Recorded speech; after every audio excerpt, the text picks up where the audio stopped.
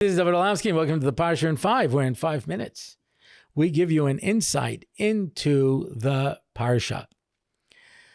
Yakov Avinu comes to Haran, and right away he sees Rachel. And he knows that this is the person he's supposed to marry. And he sees her, and he cries, and, there's this instant bond. And he says to Lavan, I want to marry Rachel. And he says, okay, work for me for free for 7 years, and I'll give you Rachel. And he works for 7 years, and then he switches Rachel and Leah. And then he marries Leah. And afterwards he goes to Lavan and said, why'd you switch the girls? And he says, we don't marry the younger before the older. You want to marry Rachel, work another 7 years. Now, Yakov suspected that Lavan was going to do something like this, so he gave Rachel secret code. And when she saw Leah getting dressed up in her wedding gown, and they were putting on the veil, and knew it's going to be really embarrassing when she goes down the chuppah, and Yakov says, what's the password? And she goes, come again? He goes, you're not Rachel. He goes, no, I'm Leah. Yeah. So he'll say, marriage is off. Her sister will be embarrassed. So Rachel gives the secret password to Leah. And what happens to Rachel as a result of this? She gets her own song. Mama Rachel, cry for us again. Dear children. Right? Okay. But, Leah doesn't get a song. There is no Mama Leah song.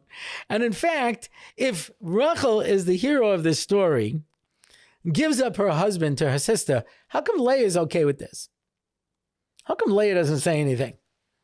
Leah doesn't mind being dressed up like her sister Rachel and going down to the chuppah to take her sister's place on her wedding night. Yeah.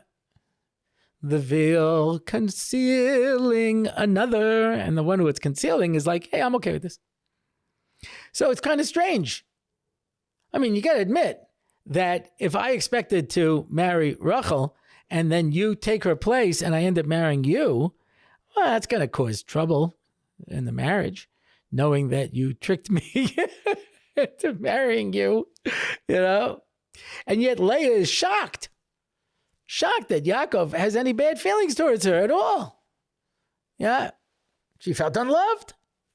And maybe this reaches the crescendo when Rachel says, you've got a bunch of children and I don't have any children.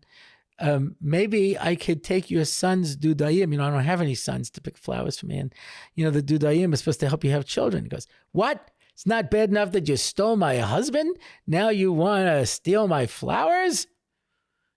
Well, technically, I didn't really steal your husband. It was sort of like you stole my husband, So it seems a really surprising thing for Leah to say, right? So the Medrash says an amazing thing. Because it says he wakes up in the morning, he looks and it's Leah, and then he goes to talk to Lavan. Why didn't he say anything to Leah? Why didn't he say, hey, what's the deal with the veil, gal? The answer is Leah never knew. When he first meets Yaakov, so Yaakov says, don't worry, I'm a bigger Ramai than your father. We spoke about this last year's Parsha. And she says, yeah, right.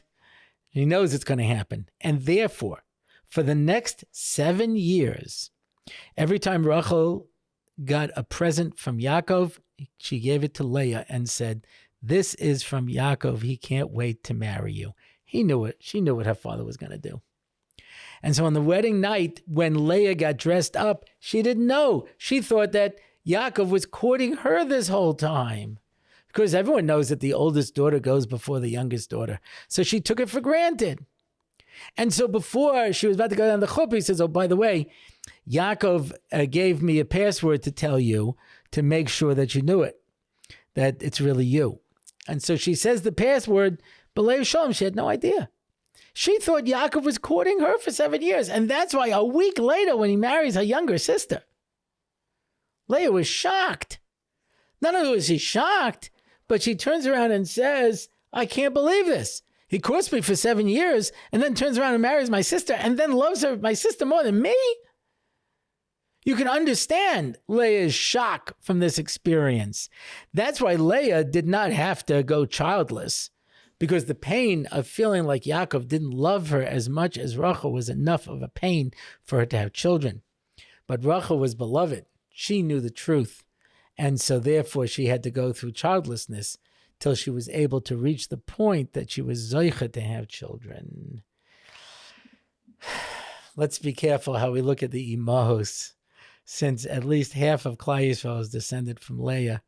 Let's take that into account and remember that all of the imahos were tzidkanios and great people, even if they don't get a song.